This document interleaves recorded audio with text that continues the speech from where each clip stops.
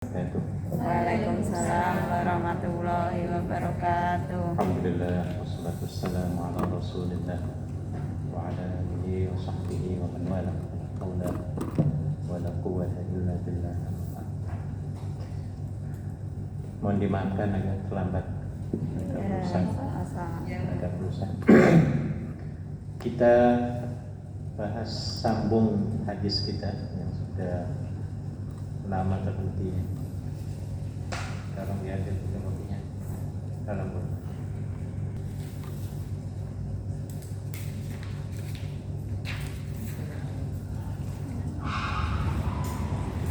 Alhamdulillah.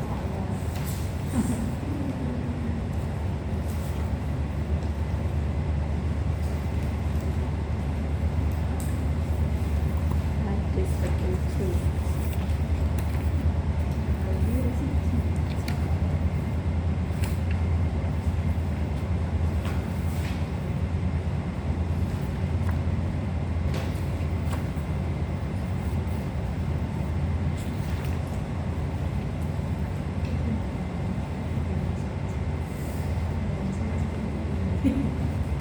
Baik, mari kita buka pengajian kita dengan pembacaan surat Ummul kita Al-Fatihah.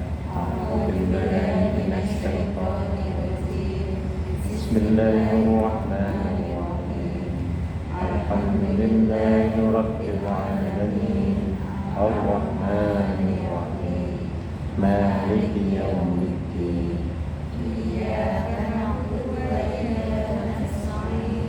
اهدنا الصراط المستقيم صراط الذين أنعمت عليهم غير المغضوب عليهم ولا الضالين.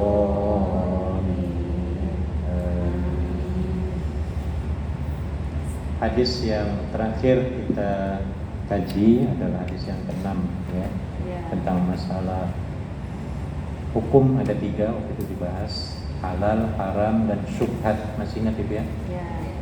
Halal, lawannya halal apa? Haram. Nah, di tengah-tengah halal dan haram itu ada namanya syubhat. Syubhat itu halalnya nggak jelas, haramnya juga. Nah, yang ini harus kita tinggalkan. Contoh, ayam itu kan secara hukumnya halal ya dia. Tapi kalau dipotongnya itu enggak membaca nama Allah, tidak menyebut nama Allah, maka ayam itu dianggap sebagai apa? Haram. Kalau kita enggak jelas, tiba-tiba kita disuruh makan ayam oleh teman atau siapa lah, ya. Kita enggak yakin ini orang ini ngasih ayam ini yang halal atau yang enggak halal. Nah, ini namanya enggak jelas ya, ya. Haramnya enggak jelas, halalnya juga jelas. Nah, yang terbaik dalam hadis itu ya, supaya kita menjauhi makanan ayam itu ya. Kenapa? Karena kalau kita menjauhi, kita akan terselamat dari syubhat. Kan kita nggak mati nggak makan ayamnya, ya? Nggak kelaparan kan? Nggak kekurangan gizi kan ketika itu. Nah, masih banyak lagi makanan yang lain yang bisa kita santap ya, yang jelas. Itu maksud daripada syubhat. Kita teruskan pada hadis yang ke-7. Pendek sekali hadisnya, tetapi sangat luar biasa isinya. Hadis yang ke-7 saya baca. An Abi Ruqayyah Tamim ad-Dari radhiyallahu anhu anna an-nabiy sallallahu alaihi wasallam qala ad-dinu an-nasihah. Qulna liman? Qala lillahi wa li kitabihi wa li rasulihi wa li a'immatil muslimina wa 'ammatihim. Dari Abu Ruqayyah Tamim ad-Dari radhiyallahu anhu, sungguhnya Rasulullah sallallahu alaihi wasallam, agama adalah nasihat. Di bawah itu ada nomor 6. Oh, tapi sini nggak ada nomornya ya. 6 dan 7 itu. Kemudian kami berkata, Kepada siapa ya Rasulullah nasihat itu, agama itu ya, nasihat agama itu tentang apa, kepada siapa? Beliau bersabda, kepada Allah, kepada kitabnya, kepada Rasulnya, dan kepada pemimpin kaum muslimin dan rakyatnya. Wah, ini luar biasa ya, tentang agama ya. Agama itu merupakan apa tadi? Nasihat ya. Jadi agama tidak bisa dipisahkan dari kehidupan apapun. Islam, agama Islam ya, mencakup seluruh aspek kehidupan manusia. Nggak ada yang tertinggal dalam Islam ya. Kalau dalam agama lain nggak ada sekuler ya. Contohnya dalam agama selain Islam ya, mereka melarang untuk berbicara tentang politik. Contoh ya, itu namanya agama sekuler ya. Dalam agama sekuler itu dijelaskan urusan agama adalah urusan raja ya. Jadi urusan dunia adalah urusan raja maksud saya. Urusan agama adalah urusan orang lain, jadi harus dipisahkan. Agama dengan politik nggak boleh disatukan. Kalau Islam wajib disatukan. Kenapa? Karena politik itu adalah bagian dari Islam. Nabi sendiri seorang politikus ya, dia mengatur negara kan begitu ya, dan lain sebagainya. Nah, maka Islam ini menyeluruh. Nasihatnya ya adalah tentang Allah atau tentang mengingatkan Allah. Ada berapa tadi? 4 atau 5. Tentang kitabnya, tentang Rasulnya, menyangkut masalah Allah, menyangkut masalah kitab, menyangkut masalah Rasul, dan menyangkut kepada pemimpin kaum muslimin dan rakyatnya. Jadi lengkap banget ini ya. Islam itu agama yang sangat sempurna, bisa dilogikakan ya dalam Islam. Dari mulai bangun tidur sampai mau tidur lagi, semuanya diatur oleh Islam. Betul apa enggak? Iya. Bangun saja dianjurkan oleh Islam untuk baca apa? Doa. Diatur loh. Ya. Kata Nabi, baca doa. Alhamdulillahilladzi ahyana ba'dama amatana. Orang yang beragama bangun ya langsung kerja ataupun langsung makan tep ya. Nah, dalam Islam no way, dunia akhirat ya merupakan nasihat dunia akhirat. Nah, habis baca doa lagi kemudian kemana biasanya? Ke toilet, diatur lagi. Suruh baca apa? Ayo, ada yang ingat? Allahumma inni a'udzubika minal. Di dalam toilet diatur lagi. Jangan berisik, jangan dangdutan, jangan nyanyi-nyanyi. Itu loh. Itu Nabi yang ngomongnya ya. Namanya juga toilet, dalam bahasa Arab disebut sebagai Baitul Khala, yang artinya rumah persembunyian. Jadi jangan sampai ada suara apapun. Maka sering saya nasihati ya, ketika Anda pergi ke public toilet, jangan lupa bawa tisu ya. Ketika mau buang besar ataupun kecil, letakkan tisunya di air itu ya biar supaya tidak bunyi apa? Gercek-gercek. Nah, apalagi kan saya pernah di mana itu? Di Yunlong. Sudah mulut atasnya itu berisik banget ngobrol, telepon ya. Mulut bawahnya juga ngomong juga, berat brut. Wah, sopan apa enggak Bu? Islam menyebut hal ini, jangan seperti itu. Nah gitu loh ya. Keluar dari toilet diatur lagi ya. Alhamdulillahilladzi azhaba 'anil adza wa 'afani ya. Puji syukur bagi Allah yang telah menghilangkan kekotoran dan penyakit dariku. Diatur. Habis dari toilet mau makan, makan diatur lagi. Ya. Kata Nabi, sambil duduk baca bismillah dengan tangan kanan. Jangan terburu-buru makan ya, harus dikunyah betul-betul. Ini Nabi yang ngomong ya. Tegukan air jangan sekaligus satu botol sampai habis kluk. Itu juga ditegur Nabi, gak sehat ya. Yang bagus satu tegukan, dua tegukan sampai tiga terakhir ya. Istirahat teguk lagi, istirahat teguk lagi. Jangan sebotol ini sekaligus, sudah sebotol berdiri, tangannya meteng-teng kayak gini, kakinya di ataskan ya biar, waduh ini nggak sopan. Secara kesehatan juga nggak bagus ya. Nah saya sampaikan, orang yang minum berdiri itu seluruh pintu sel-sel urat saraf kita di tubuh ini semuanya tertutup. Itu kata orang Jepang ya, yang menyelidiki tentang sunnah Rasul ya. Dokter Hiromi siapa lupa, Osumi siapa namanya ya. Orang Jepang yang menyelidiki ya. Jadi ketika kita minum berdiri, pernah minum berdiri Bu? Ya mungkin pernah ya Bu. Tapi itu bukan sunnah Nabi ya, yang paling bagus duduk. Jadi ketika berdiri, pintu-pintu selnya itu nutup semua. Jadi air yang kita minum langsung ke bawah, ke kemih tempat mau pembuangannya Bu ya. Jadi nggak menyeluruh kemana-mana ya. Tapi dengan duduk ya, dengan baca bismillah ya, pintunya itu akan terbuka semuanya. Jadi masuk ke seluruh urat-urat saraf, seluruh anggota badan kena semua. Kan orang Islam yang melidiki ya. Orang Jepang non muslim ya.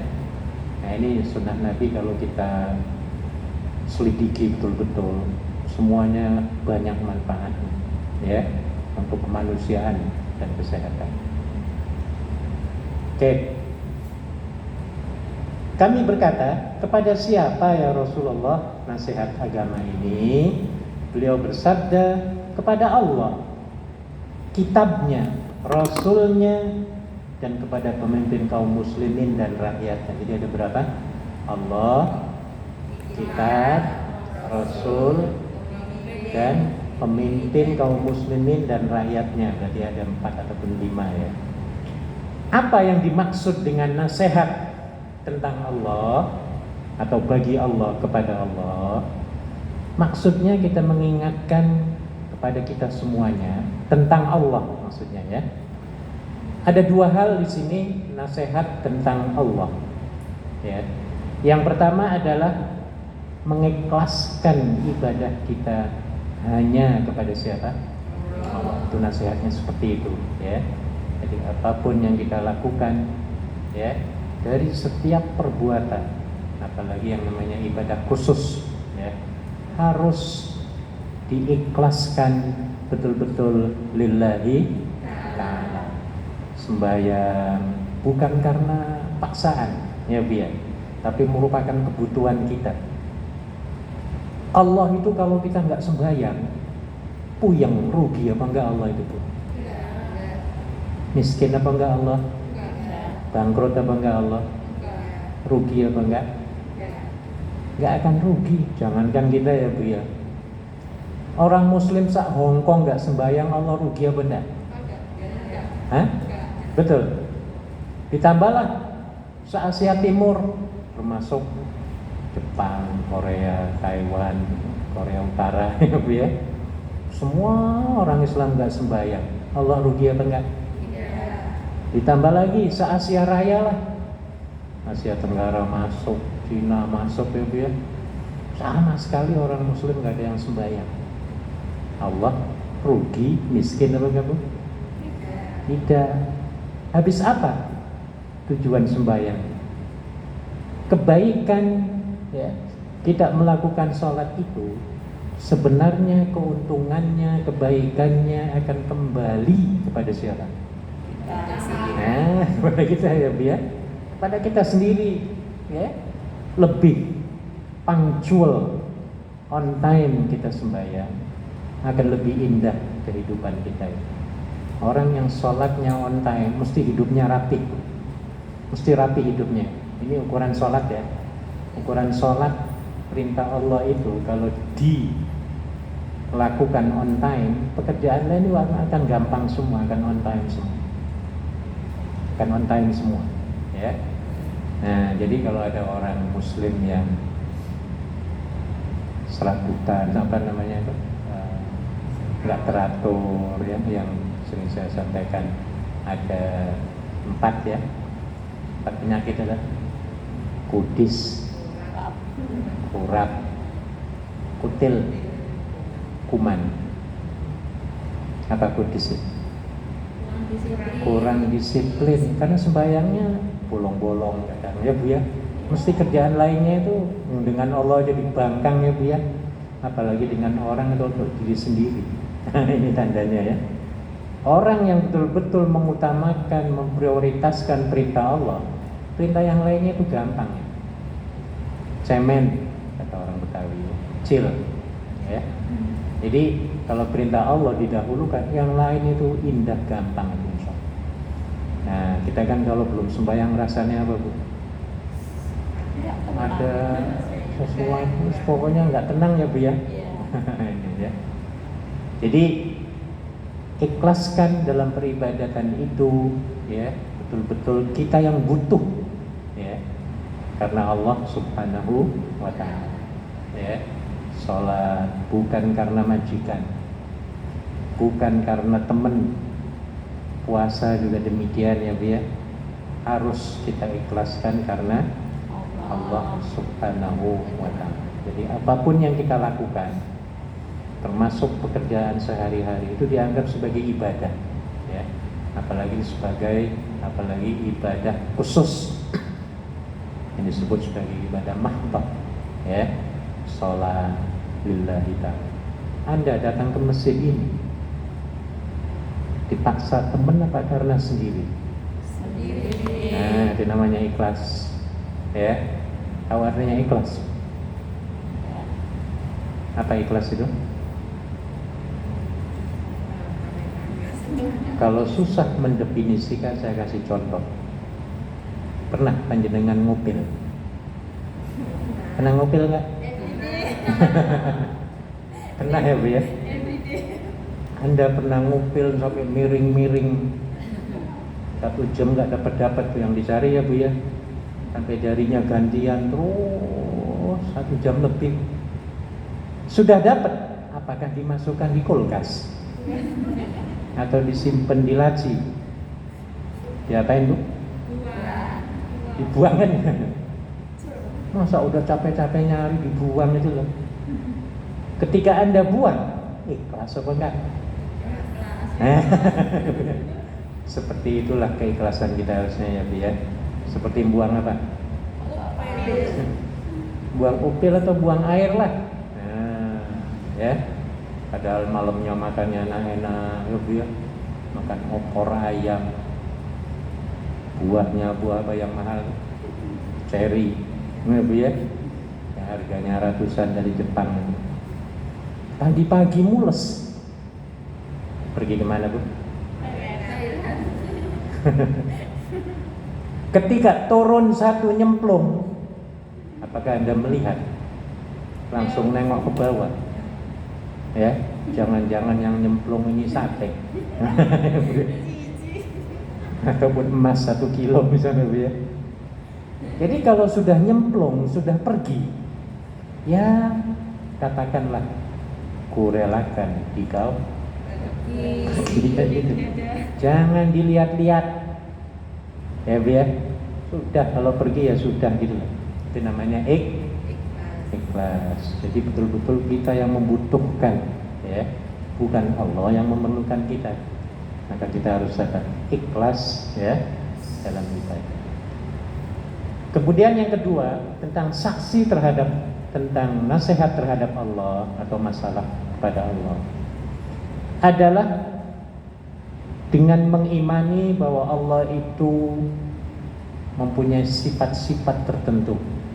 Nah, ini nasihat kepada Allah ya. Nasihat tentang Allah, bukan kepada Allah. Nasihat kita ya terhadap Allah Subhanahu wa taala adalah dengan mengimani sifat-sifat Allah yang 20. Masih ingat yang 20?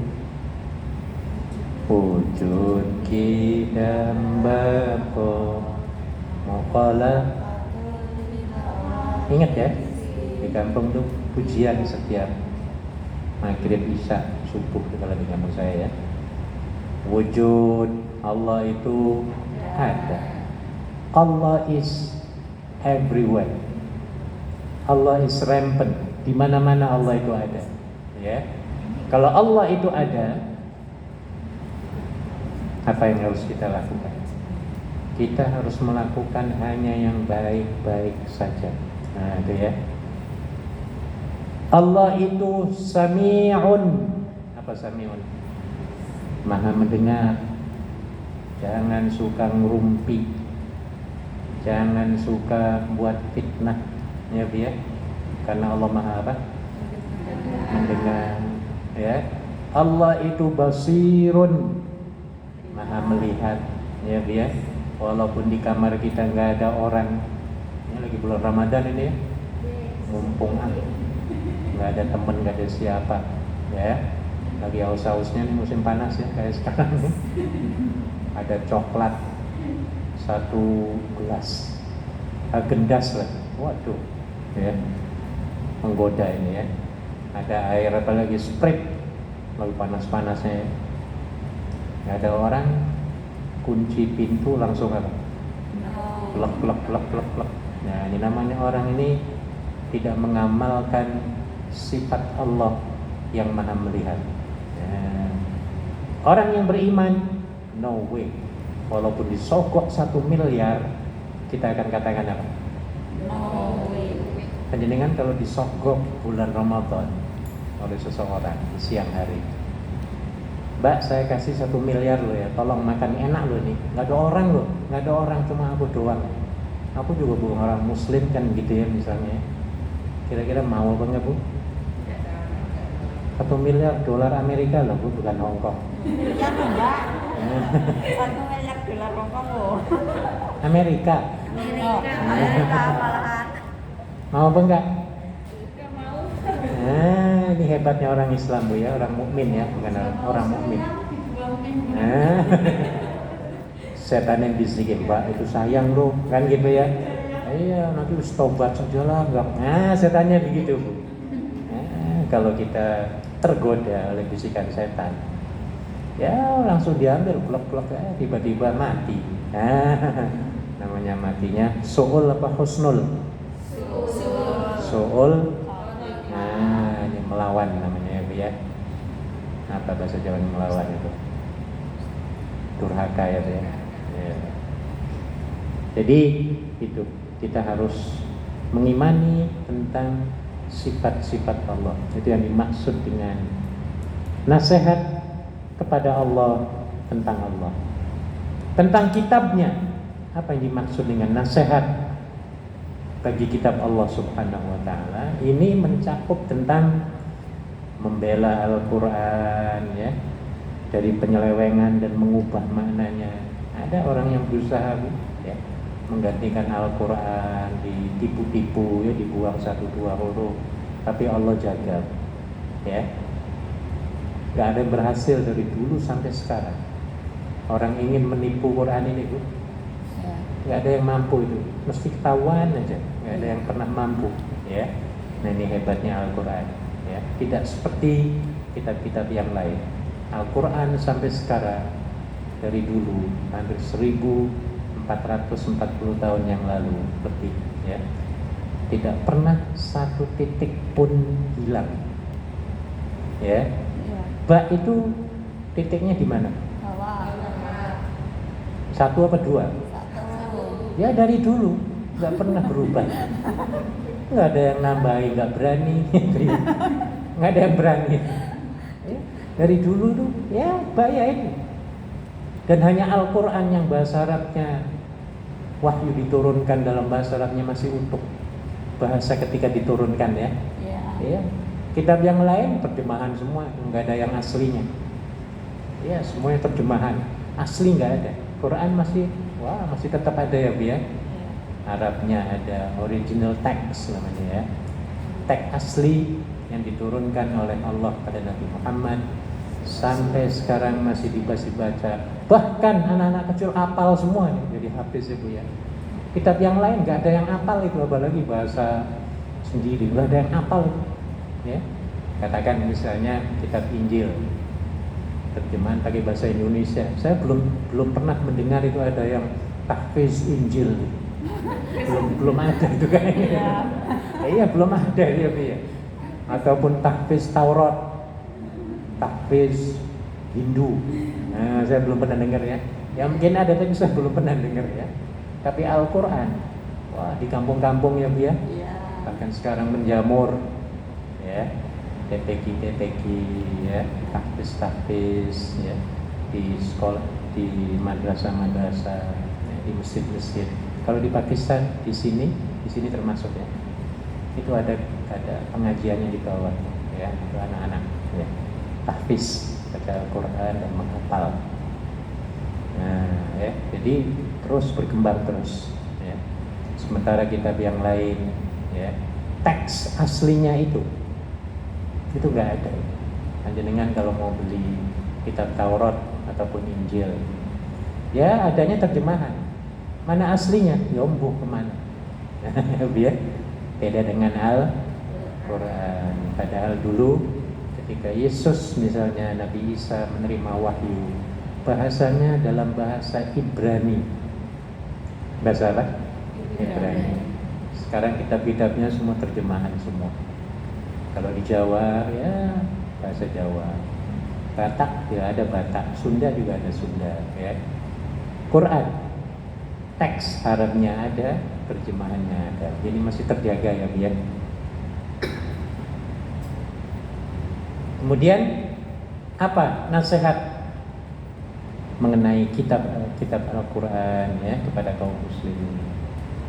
Yaitu membenarkan setiap yang dikatakan dalam Al-Quran. Tidak ada yang ragu. Apa yang dikatakan Al-Quran semuanya terbukti secara saintifik ya. Nggak ada yang nggak benar itu, semuanya terbukti. Contoh, ini masalah perempuan ya. Dalam Al-Quran dijelaskan masalah talak. Perempuan yang ditalak, baik talak hidup maupun talak mati ya, bukan talak yang namanya ditinggal mati ya Bu ya. Wanita yang baru ditinggal suaminya diharamkan langsung kawin lagi. Nah, ada dalam Al-Quran ya, dalam surah At-Talaq bahkan disebutkan ya. Seorang istri atau perempuan yang baru dicerai oleh suaminya, dia harus menunggu berapa bulan? Ingat ya? Salasata quru, 3 quru, 3 haid, 3 kali haid ya, ataupun 3 kali bersuci ya. Ternyata dikaji di barat, baru dikaji sekarang ini ya. Setelah dikaji ternyata betul itu. Wanita yang baru 1 bulan ya, itu warisan dari suaminya, minta maaf ya, peninggalan ya, entah itu air maninya, bentuknya dalam rahimnya ya dia, itu masih ada berapa persen itu? Mungkin saya kira 70% kalau nggak salah ya, 70%. 2 bulan dia berkurang ya, tinggal 40% katakan, atau berkurang. 3 bulan tinggal 0%. Jadi betul-betul bersih dalam apanya?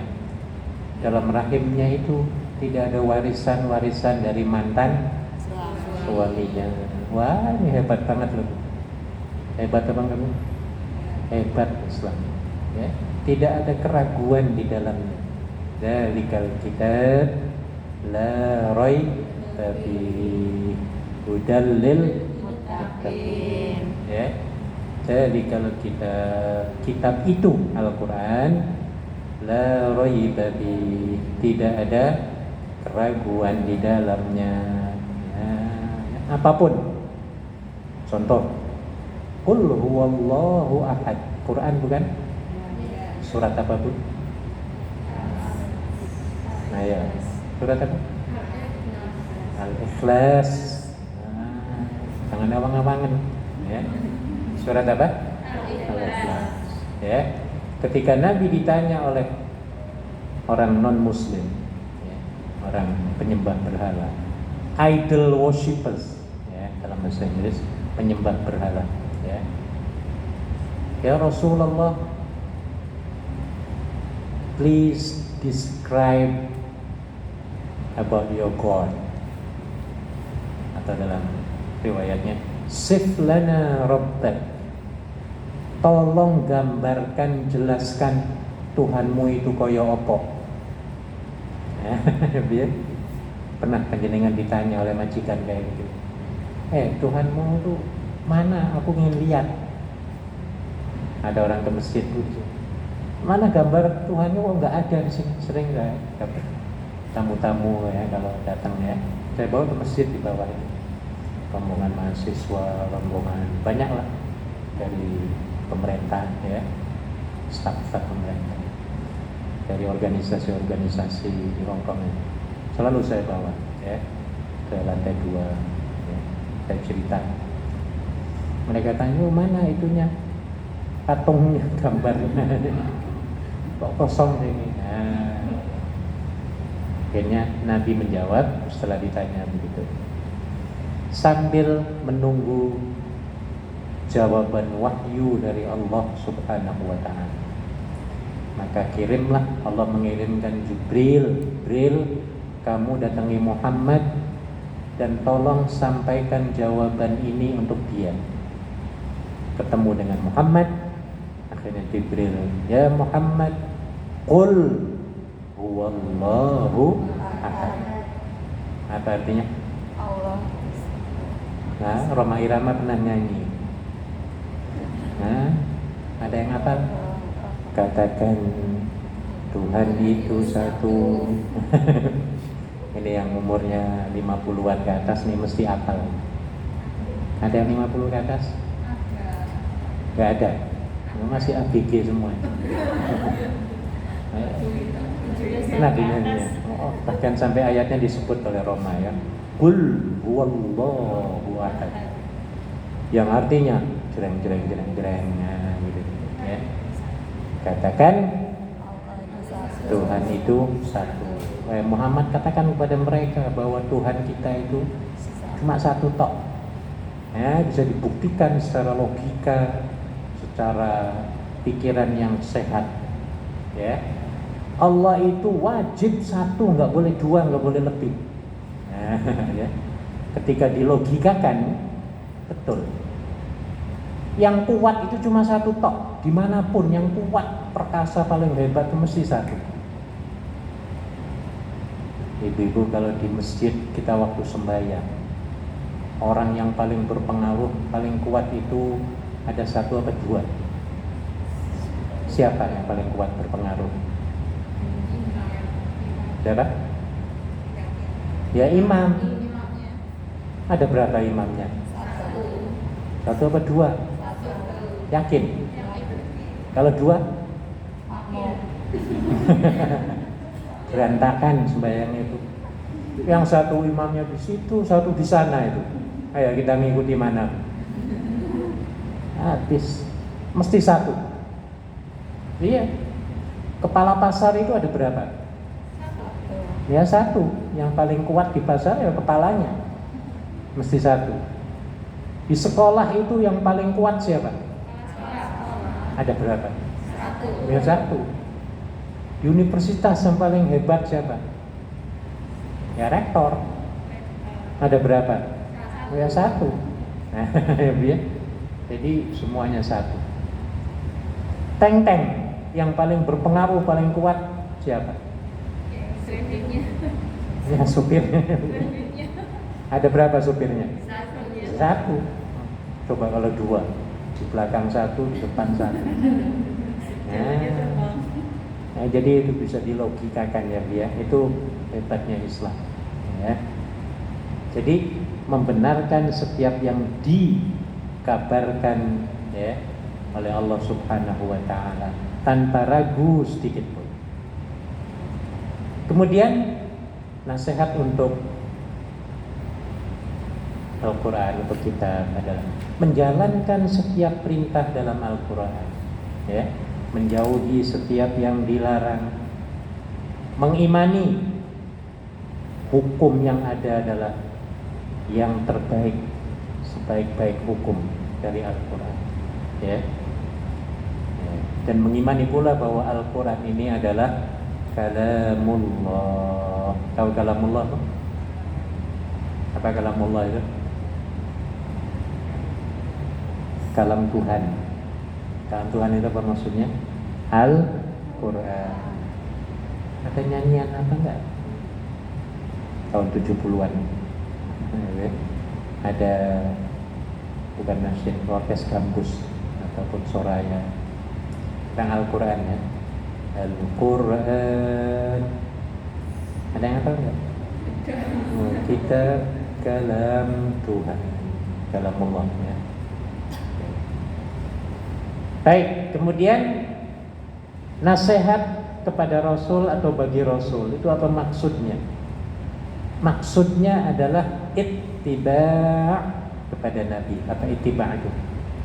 Mengikuti setiap tuntunan. Nah, itu maksudnya, ya. Disebut sebagai nasihat bagi Rasul atau kepada Rasul, ya. Yaitu kita harus apa tadi? Mengikuti sunnah-sunnah beliau. Ada dalam satu buku kitab yang judulnya itu 1001 sunnah Rasulullah atau 1000 sunnah Rasulullah dalam sehari. Nah, ini enak nih kalau kita bisa lakukan, ya. Banyak. Tadi saya sampaikan, mau minum saja itu minimum ada 5 atau 6 sunnah Rasul. Nah, mana yang 6 itu? Duduk, dapat sunnah lah Bu, minum duduk, ya. Tangan kanan, jangan tangan kiri, ya, biasakan, ya, dapat pahala, ya. Baca bismillah, dapat lagi, ya. Minum makannya jangan terburu-buru, dapat sunnah lagi. Di Korea sering kejadian orang sakit usus, ya. Ternyata orang Korea itu kalau makan jarang digigit, jarang dikunyah. Karena makan mie itu langsung disedot. Masuk sini semua, ya. Ya, minum makan mie itu cepat sekali. Pernah ngeliat nggak di film-film Korea, di drama-drama Korea? Ya? Cepat itu, 1 menit habis. Ternyata apa? Ditelan semua, ya. Akhirnya di usus jadi penyakit semuanya, sering terjadi di Korea. Nah, sunnah nabinya gimana? Dikunyah, kan Allah memberikan gigi, ya Bu, ya. Apa tujuan gigi itu? Nah, iya, supaya lembut, supaya sehat maksudnya. Allah itu memberikan lidah. Apa tujuannya? Dirasa dulu, jangan langsung ditelan gitu loh, ya. Makanan sudah basi, langsung ditelan, berarti nggak ada fungsinya lidah, ya Bu, ya. Nah, jadi harus difungsikan, ya. Kemudian mengimani bahwasanya beliau Nabi Muhammad itu adalah utusan Allah, menjalankan setiap perintah beliau, menjauhi setiap larangan beliau, membela syariatnya, ya. Mengimani segala sesuatu yang datang dari beliau sama seperti dari Allah Subhanahu wa taala. Kemudian membela Nabi Muhammad SAW ketika hidup, tentu kita nggak bisa, atau ketika beliau telah tiada. Nama Nabi diburuk-burukkan, wah kita harus bela. Ya, kan banyak zaman sekarang, dari dulu lah, ya. Nabi itu suka cewek, perempuan, ya, suka anak kecil. Nah, pernah dengar Bu? Ya, kawin dengan Aisyah, ya, 29 tahun. Padahal itu kan dulu, ya, 1500 tahunan kurang dulu.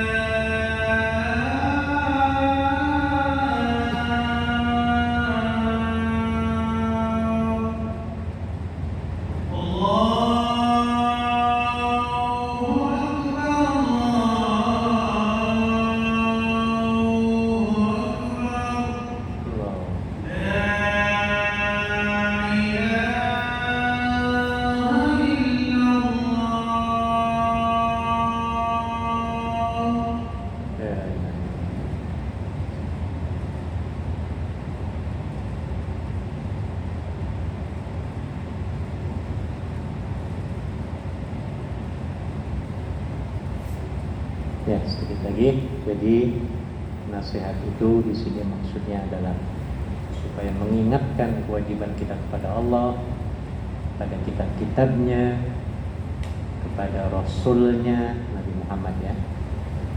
Kemudian yang terakhir kepada siapa? Pemimpin kaum muslimin dan rakyatnya. Ya. Apa maksud nasihat kepada pemimpin atau tentang kepemimpinan di sini?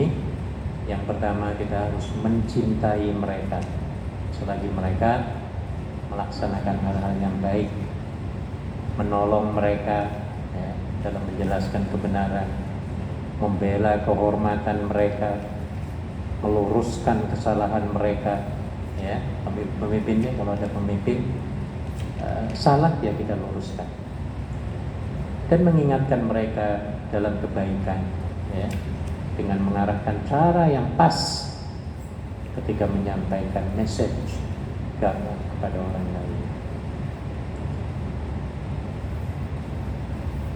Oke, saya kira cukup.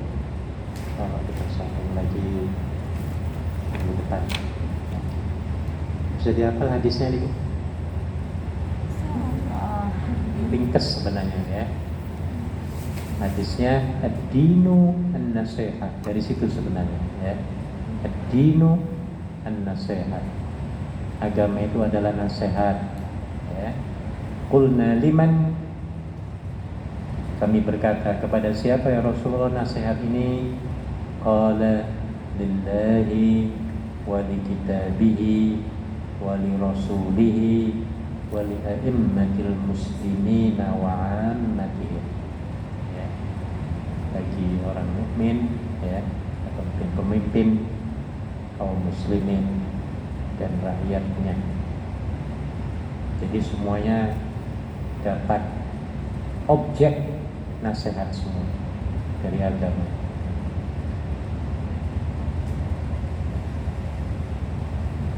Ada yang ditanyakan?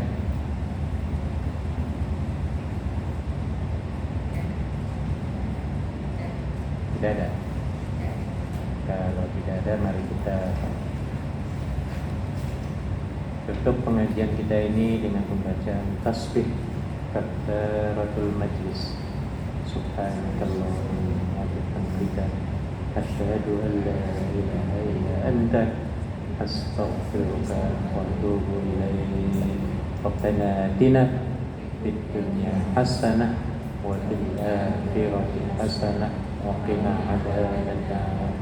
Sallallahu ala sayyidina Muhammad wa ala alihi wa sahbihi ajma'in walhamdulillahi rabbil alamin. Terima kasih. Assalamualaikum warahmatullahi wabarakatuh.